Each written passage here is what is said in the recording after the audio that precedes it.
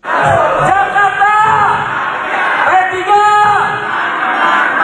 Anies, Anies, Anies, tampil.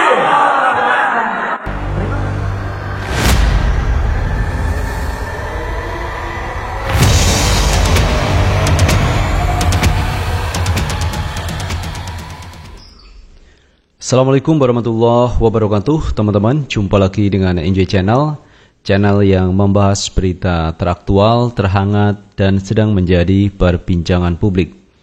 Sahabat Enjoy Channel, kali ini yang akan kita bahas mengenai peluang Pak Anies Baswedan untuk maju di 2024. Ternyata teman-teman, kalau kita melihat peluang Pak Anies, ternyata ini cukup besar.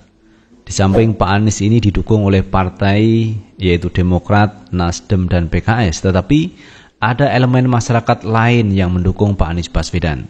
Seperti kalau kita lihat sinyalnya dari 212, juga dari partai-partai yang belum masuk ke Senayan, misalkan Partai Umat, ini kelihatannya akan mendukung Pak Anies Baswedan di 2024. Nah, kali ini teman-teman, ada dukungan dari Partai Persatuan Pembangunan DKI Jakarta. Ini yang mendukung Pak Anies Baswedan untuk maju di 2024. Bahkan Pak Anies diteriaki Anies Presiden, Anies Presiden.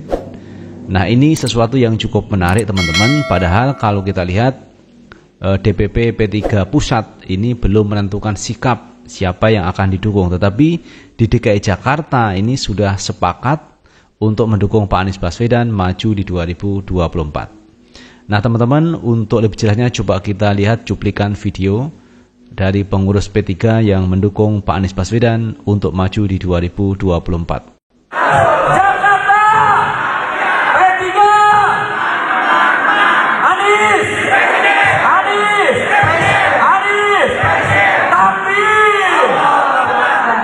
Nah itu teman-teman terkait dukungan dari Partai Persatuan Pembangunan, yaitu P3 cabang DKI Jakarta yang mendukung Anies Presiden, Anies untuk menjadi Presiden Republik Indonesia di tahun 2024.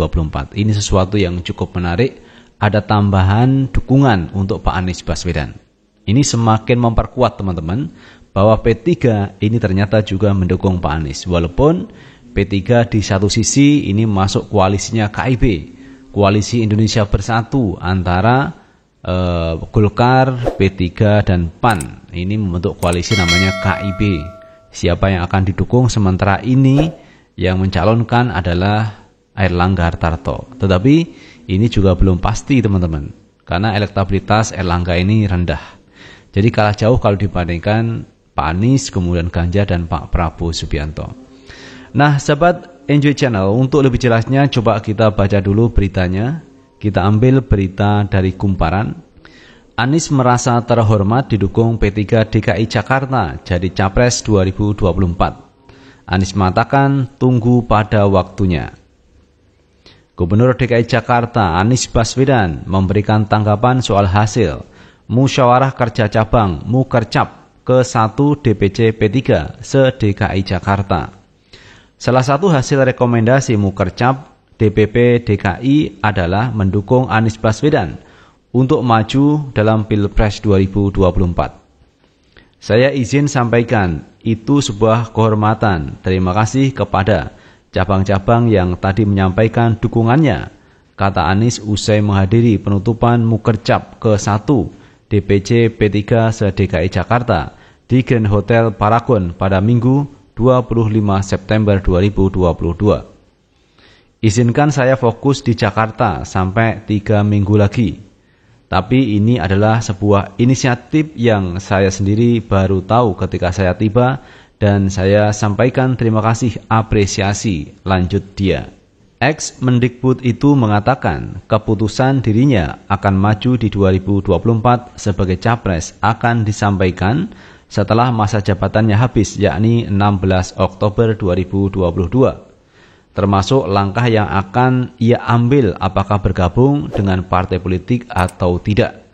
Ini adalah sebuah kehormatan, kami akan jaga amanat sebaik-baiknya sambil menunggu pada waktunya dan saat ini akan terus tuntaskan amanat di DKI Jakarta dan bekerja sama dengan P3 dan Jakarta agar programnya tuntas, kata Anies Baswedan.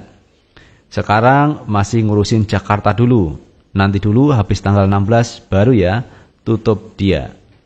Nah itu teman-teman yang disampaikan Pak Anies Baswedan, bahwa Pak Anies akan menyelesaikan persoalan di Jakarta dulu sampai 16 Oktober 2022. Baru setelah itu Pak Anies akan memprogramkan untuk maju menjadi calon presiden. Karena hari ini teman-teman, partai politik yang sedianya mengusung Pak Anies Baswedan belum menyatakan sikap secara resmi. Bahkan kemarin menurut Surya Paloh, Pak Surya Paloh itu akan mengumumkan calon presidennya setelah terjadi koalisi. Artinya koalisi antara Nasdem, kemudian PKS dan Demokrat. Baru setelah itu Surya Paloh akan mendeklarasikan calon presiden sesuai hasil Rakernas di Partai Nasdem. Kalau kita melihat ke belakang teman-teman, bahwa Partai Nasdem kemarin mengusung 3 calon presiden. Ada Anies Baswedan, ada Andika Perkasa, ada Ganjar Pranowo.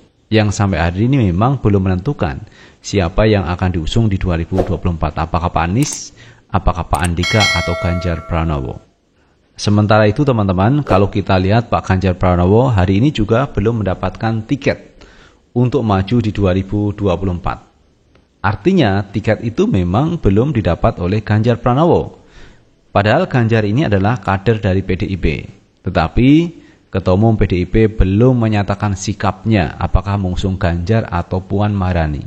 Karena di PDIP hanya ada 2 teman-teman yang menguat calon presiden, yaitu Ganjar dan Puan Maharani.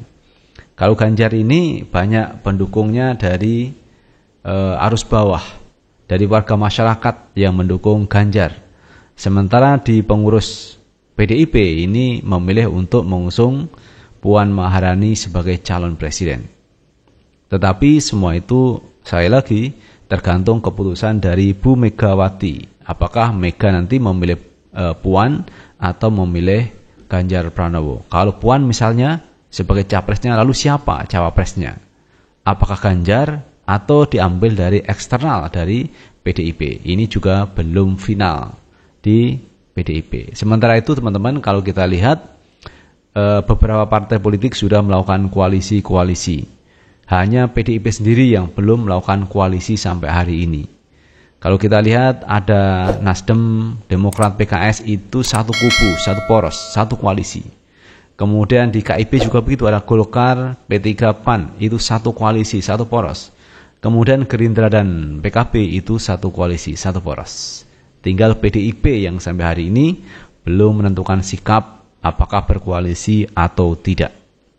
Tetapi kalau kita melihat teman-teman bahwa PDIP itu memang sebenarnya tidak perlu berkoalisi kalau hanya untuk mengusung calon presiden. Tidak perlu berkoalisi karena presidential threshold-nya itu 20%. Sehingga cukup suara untuk mengusung calon presiden. Tapi masalahnya kan di Pilpres itu yang menentukan, menang kalah itu kan warga masyarakat. Rakyat yang menentukan. One man, one vote. Satu orang, satu suara. Itu yang menentukan. Nah, kalau PDIP sendiri ini tanpa berkoalisi hanya mendapatkan 20% di pemilu 2019 kemarin, apakah ini masih bisa bertahan yang 20% itu? Nah, ini kan menjadi soal. Kalau mampu bertahan sampai 2024 bahwa suara PDIP 20%, kan juga masih kalah. Di luar sana masih ada 80% yang diperebutkan oleh partai politik yang lain.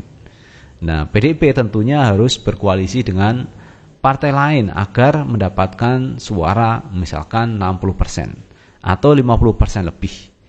Karena untuk mendapatkan RI1 itu tentunya harus 50% lebih. Kalau di putaran pertama tidak ada 50% perolehan, maka itu akan dikocok ulang.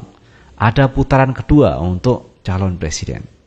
Nah, ini tentu menjadi perhatian juga dari PDIP. Sementara di pihak lain ada koalisi Nasdem, PKS, Demokrat, ini kelihatannya solid untuk mengusung Anies Baswedan di 2024. Jadi kita tinggal menunggu teman-teman bagaimana posisi partai-partai politik yang sekarang ini berkoalisi.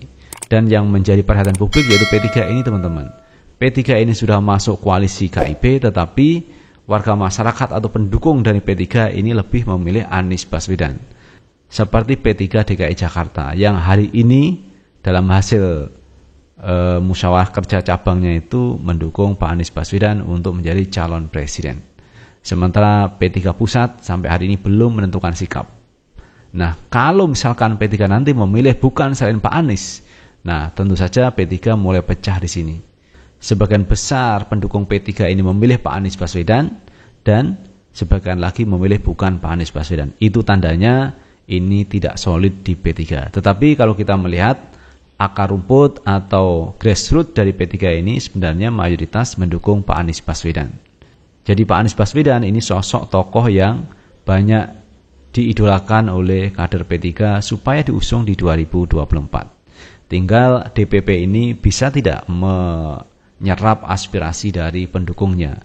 Jadi harus pandai-pandai teman-teman, partai politik itu menyerap aspirasi warga, menyerap aspirasi kadernya. Kemana arah kader untuk menentukan pilihan di Pilpres 2024. Kemana arah pendukung P3 itu menentukan sikapnya untuk di 2024. Dan salah satunya P3 ini mendukung Anies Baswedan. Jadi itu sahabat NJ Channel yang bisa kita bahas kali ini. Pak Anies ini merasa terhormat karena didukung P3 DKI Jakarta untuk menjadi calon presiden. Ini sesuatu yang diapresiasi oleh Pak Anies Baswedan, menghormati pilihan dari P3 DKI Jakarta yang menjatuhkan pilihannya mendukung Anies Baswedan. Lalu bagaimana menurut pendapat teman-teman sekalian? Tulis di kolom komentar, karena komentar teman-teman akan sangat bermanfaat untuk yang lain. Sukses selalu. Assalamualaikum warahmatullahi wabarakatuh.